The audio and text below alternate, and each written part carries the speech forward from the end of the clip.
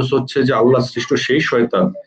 তো যে শয়তান মূলত মানে আল্লাহর কাছে নাফরমানি করে যে শয়তানি টাইটেল পেয়েছে, সে বরং শয়তানকে নাফরমানি করে ইউনূস সেই শয়তান, বড় শয়তান, ইবলিশ শয়তানে পরিণত হয়েছে বাংলাদেশের জন্য। তানভীর লিঙ্কন, আপনি জানেন যে ধরেন ডক্টর ইউনূস রিকনসিলিয়েশনের আহ্বান জানালো, হোয়াট এভার, ক্ষমা চাইতে বললো আওয়ামী লীগকে, কিন্তু আজকেই দেখেন যে মানে নাগরিক টেলিভিশনের একটা প্রতিবেদন আজকে দেখিয়েছে যে কুমিল্লায় লুটপাট করতে গিয়ে এক তরুণ নিহত হয়েছে। লুটপাট করতে গিয়ে একটা তরুণ নিহত হয়েছে, তাকে জুলাই যোদ্ধা বানিয়ে দেওয়া হয়েছে, রাইট? এবং এইভাবে করে একটা বিজনেস স্টার্ট করেছে ডক্টর ইউনূসের। বিজনেস তো হচ্ছে গরিবের জন্য লোন। এখন মনে হচ্ছে কি জুলাই যোদ্ধা বলে একটা নতুন ব্যবসা খোলা হয়েছে আর কি, হ্যাঁ, যে মামলা হবে কিংবা ধরেন এই যে জুলাই যোদ্ধা হলেই নানান রকম সুযোগ সুবিধা আছে, সেই বাণিজ্য হতে পারে। মানে এই যে জুলাই যোদ্ধার ব্যবসা ডক্টর ইউনূস শুরু করেছেন, এইটার পেছনের কারণ কি? নতুন কোন প্রজেক্ট? দেখেন, এই জুলাইতে যে তাদেরকে যোদ্ধা বলা হচ্ছে, তারা যুদ্ধটা কোথায় করলো, কার সাথে? তাদের শত্রুপক্ষকে কোন বিদেশি শক্তির সাথে তারা যুদ্ধ করে রাষ্ট্র স্বাধীন করেছে? তো এই জুলাই যুদ্ধ বলা, দ্বিতীয় স্বাধীনতা বলা, তারপরে একটা আলাদা প্ল্যাটফর্ম ক্রিয়েট করা, এটাই তো ইউনূসের মেটিকুলাস ডিজাইন। এবং ইউনূস দেখেন, আপনারা যদি ইউনূসের প্রথম দিন থেকে আজকে পর্যন্ত দেখেন, বাংলাদেশে এই যত কেওয়াজ আছে আপনারা দেখবেন যে সব ইউনূস কর্তৃক সৃষ্ট, ইউনূস কর্তৃক এটাকে মঞ্চস্থ করা হয়েছে, এবং এটার পিছনে আপনি খুঁজলেই পাবেন যে ইউনূস। এবং তাদের একটা এই যে যখনই ইউনূস বাংলাদেশে তার শাসনভার চরমভাবে ব্যর্থতায় পর্যবসিত হয়, যখন তার জবাব দেওয়ার মতো কোনো অবস্থায় থাকে না, তখন সে ভারত বিরোধীদেরকে সামনে আনে, আওয়ামী লীগ মানে ফেসিবাদকে ফিরতে দেওয়া হবে না, ফেসিবাদ বিরোধী ঐক্য তারা করে। এই নাটক তো আপনারা দেখতে দেখতে জাতি অতিষ্ঠ হয়ে গিয়েছে। তো এই বিগত 17 মাসের ইউনূসের শাসন কার্য যদি জাতি পর্যালোচনা করে, যে ভারত বিরোধিতার দোহাই ইউনূস দিয়েছে, আপনারা কি জানেন যে 2022-23-এ ভারত থেকে যে পরিমাণ আমদানি রপ্তানি ছিল, সেটা 2023-24-এ মানে ইউনূস কি কম করেছে না বেশি করেছে? সে পরিসংখ্যানটা জাতি আজকে একটি পত্রিকায় প্রকাশিত হয়েছে যে 2022-23-এ যে আমদানি রপ্তানির যে ভারতের সাথে আমাদের যে লেনদেনটা ছিল, সেটা 2023-24-এ 22-23-এর চেয়েও বেশি। তার মানে কি ইউনূস মুখে ভারত বিরোধিতা বলে, কিন্তু ভিতরে ভারত থেকে ঠিকই তো সবকিছু তারা আমদানি রপ্তানি সবই তারা চালিয়ে যাচ্ছে। ইউনূস মুখে যেটা বলে সে কার্যত করে আরেকটা। এবং ইউনূসের এই সমস্ত কিছু, কারণ তার তো আসলে ওই যে এক মহিলা আপনার টিকটক করছিল যে আল্লাহ তুমি যদি ইউনূসরে বানাইবা তাহলে শয়তান বানাইছো কেন, আর ইউনূসরে যদি বাংলাদেশে পাঠাইবা তাহলে শয়তানরে কেন বাংলাদেশে পাঠাইছো? তো এখন সমস্যাটা হচ্ছে এটা, ইউনূস হচ্ছে যে আল্লাহ সৃষ্ট সেই শয়তান। তো যে শয়তান মূলত মানে আল্লাহর কাছে নাফরমানি করে যে শয়তানি টাইটেল পেয়েছে, সে বরং শয়তানকে নাফরমানি করে ইউনূস সেই শয়তান, বড় শয়তান, ইবলিশ শয়তানে পরিণত হয়েছে বাংলাদেশের জন্য। যার কারণে ইউনূসের দ্বারা বাংলাদেশে যে অপকর্মগুলো গত 17 মাসে চলেছে, আপনারা দেখেন এই অপকর্ম নিয়ে কোনো রাজনৈতিক দলের কিন্তু কোনো মাথা ব্যথা নেই এখন যারা বর্তমানে রাজনীতি করছে। এবং বর্তমানে যারা এই ক্ষমতা যাওয়ার দ্বন্দ্বে যারা হালুয়া রুটির ভাগ বাটোয়ারাতে ব্যস্ত, বিশেষ করে বিএনপি, জামাত এবং এনসিপি, তাদের গত 17 মাসের রাজনীতি যদি আপনারা একটু দেখেন, যে তারা কি গত 17 মাসে আমাদের জন্য, দেশের মানুষের জন্য, এই যে দেশের যে এত অবস্থা, ভঙ্গুর অবস্থা হয়ে গেল সব দিক থেকে, তারা কোনো একটি টুর শব্দ কিন্তু করছে না। এবং এই যে মব গুলো পরিচালিত হলো বিএনপির নেতৃত্বে, 95% মব সারা বাংলাদেশে সংগঠিত করেছে কিন্তু বিএনপি, এবং বাকি 5% করেছে জামাত, এনসিপি এবং এরা মিলে। আজকে এই সমস্ত কিছু তারা এগুলা নিয়ে কিন্তু তাদের কোনো, তাহলে এই ক্ষমা তো তাদেরও চাওয়া উচিত, আরেকটা বিষয় শেষ করে সুলতান আপা দেখেন, আপনি ইনডেমনিটি কেন দিলেন? আপনি যদি অপরাধ না করে থাকেন, তাহলে আপনি কেন জুলাইয়ের 1 তারিখ থেকে আগস্টের 8 তারিখ পর্যন্ত ইনডেমনিটি দিতে যাচ্ছেন? কি কারণে? আপনার তো অপরাধ না, আপনি তো বিশ্বকে বলেছেন যে আপনারা যুদ্ধ করেছেন, ফেসিবাদের বিরুদ্ধে করেছেন, তাহলে আপনাদের কাজ তো তাহলে জায়েজ কাজকে আপনি ইনডেমনিটি দিয়ে নাজায়েজ বানালেন কেন? এটাই তো প্রমাণিত হয় যে আপনারা যে কর্মকাণ্ড করেছেন, আপনারা জানেন যে আপনারা সংবিধান লঙ্ঘন করেছেন, আপনারা রাষ্ট্রদ্রোহ কাজ করেছেন, এবং আপনারা আপনাদের পিঠ বাঁচাতে এবং আপনাদের যাতে এই যে সন্ত্রাসী জঙ্গি বাহিনী যারা আপনার সাথে সম্পৃক্ত আছে তাদেরকে রক্ষার্থে তো আপনি ইন্ডেমনিটিটা পাস করেছেন।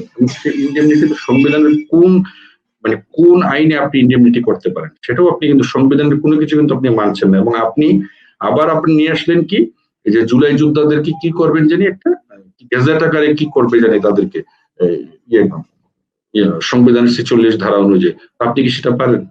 আপনি তো সংবিধানই মানেন না। তো যেখানে আপনি সংবিধান বিরোধী কর্মকাণ্ড করে রাষ্ট্রের ক্ষমতা দখল করেছেন এবং আজকে অদ্যাবধি আপনি যে হানা ভোট করছেন, সাংবিধানিক ভাবে কি আপনি হানা ভোট করতে পারেন?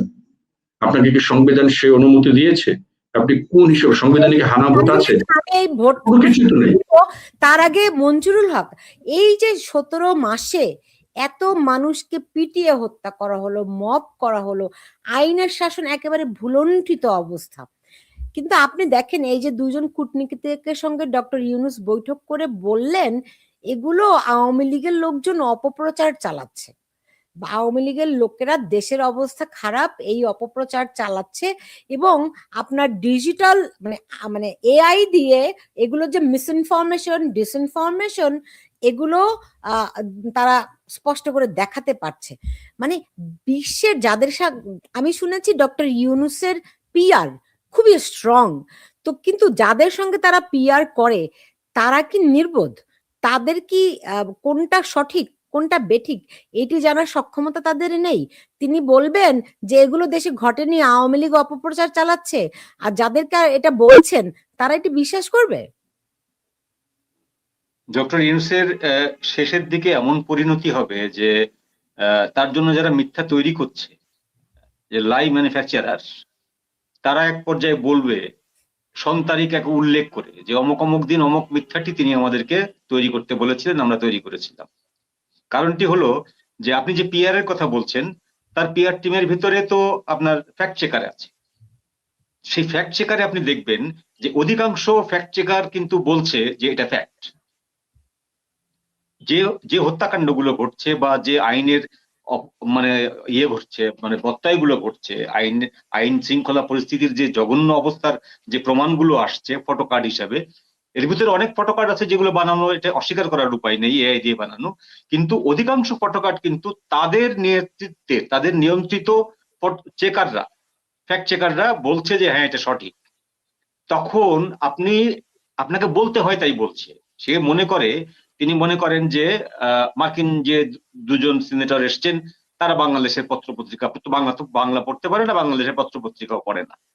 তিনি এইটা মনে করেন না যে বাংলাদেশের যে ঘটনাটি ঘটে সেই ঘটনাটি বাংলাদেশে প্রকাশ হওয়ার অনেক আগে বিদেশি মিডিয়ায় প্রকাশ হয়। এখন ইন্টারনেটের যুগ, সাংবাদিকদেরকে কিন্তু বোম হাতে আর দৌড়াইতে হয় না। আপনি ভারতে বা আপনি আইসিসির কোনো টুর্নামেন্টে ক্রিকেট কভার করতে না গেলেও বল বাই বল কিন্তু আপনি রিপোর্ট করতে পারবেন। ঠিক সেভাবে কোন উপদেষ্টা কি বলেছেন, কোন মন্ত্রী কি বলেছেন, এভরিথিং কিন্তু আপনি পেয়ে যাবেন।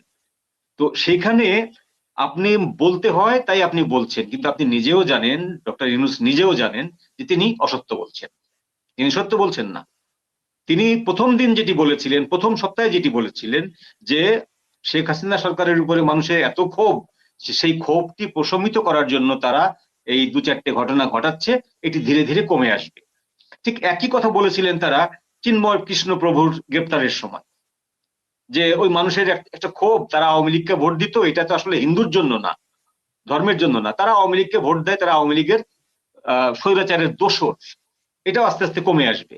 কোনোটাই কিন্তু কমেনি, মববাজি কিন্তু কোনোটাই কমেনি। যেটা হয়েছে যে এই মববাজিগুলোকে তিনি একই কথা বারবার রিপিট করতে করতে হাস্যকর করে ফেলেছেন নিজেকে, এবং তার দলের লোকরাও কিন্তু এখন বলছে যে, এখন বলছে এবং আগামীতেও বলবে যে এই মিথ্যাগুলো, এই ডাহা মিথ্যাগুলো না বললেও চলতো। খোদ এই যে আপনি একটা উদাহরণ দেখুন, যে আসিফ নজরুলের যে কাঁচা মিথ্যাটা, যে রব রোগে মিথ্যাটা, এটা তার লোকেরা বলছে, তার দলের লোকেরা, তার নিয়োগকৃত, তার সরকারের নিয়োগকৃত বিসিবি কর্মকর্তারা বলছে এই মিথ্যাটা না বললেও চলতো, তাই না? তো এরকম ঘটনাগুলো ঘটছে। এই ঘটনাগুলো ঘটার পরে দেশে একটি মাত্র জায়গা থাকে সেই ঘটনাগুলোর পরিত্রাণ পাওয়ার জন্য, সেই জায়গাটি হচ্ছে আদালত। দুঃখজনকভাবে আমাদের সেই জায়গাটিও নষ্ট হয়ে গেছে। আমি ওই যে ট্রুথ কমিশনে যদি আবার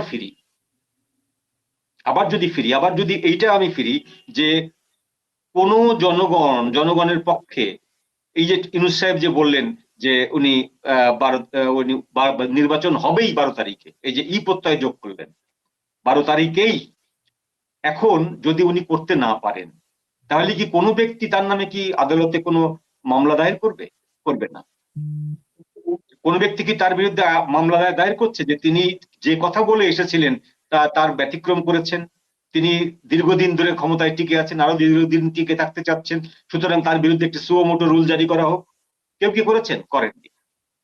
বরং আমরা দেখেছি আদালতে নজিরবিহীন ভাবে আদালতের বিচারকদের ঘাড় ধরে আদালত থেকে বের করে দেওয়া হয়েছে, এবং আদালতের বিচারপতি, প্রধান বিচারপতি উপদেষ্টার বাড়িতে এসে মিটিং করছেন, যেটি এর আগে বাংলাদেশের ইতিহাসে ঘটেনি। তাই তো? তো বাংলাদেশের ইতিহাসে যা যা ঘটেনি গত 53 বছরে বা 52 বছরে, এই ইউনূসের রেজিমে সব ঘটনাগুলো ঘটছে। তারপরেও যদি তারা বলে যে তারা একেবারে দুধে তুলসী, আমরা বিশ্বাস করতে রাজি আছি, কখন বিশ্বাস করব? যখন আপনি ফিল্টার পেপারের মধ্যে দিয়ে ফিল্টারিং হয়ে আসবেন।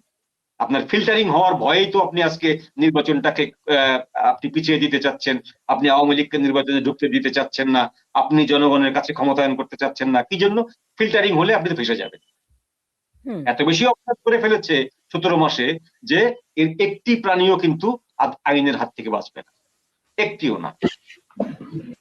যে কারণে তারা যে কোনো মতে নির্বাচনটা পিছিয়ে দেশে একটি অরাজক পরিস্থিতি সৃষ্টি করবে, এবং এমন পরিস্থিতি সৃষ্টি করবে যেন এই স্টেক হোল্ডার তিনজনই বলে যে আমরা কামড়া কামড়ি করি আর যাই করি, আপনি থেকে যান স্যার, আপনি থাকুন স্যার।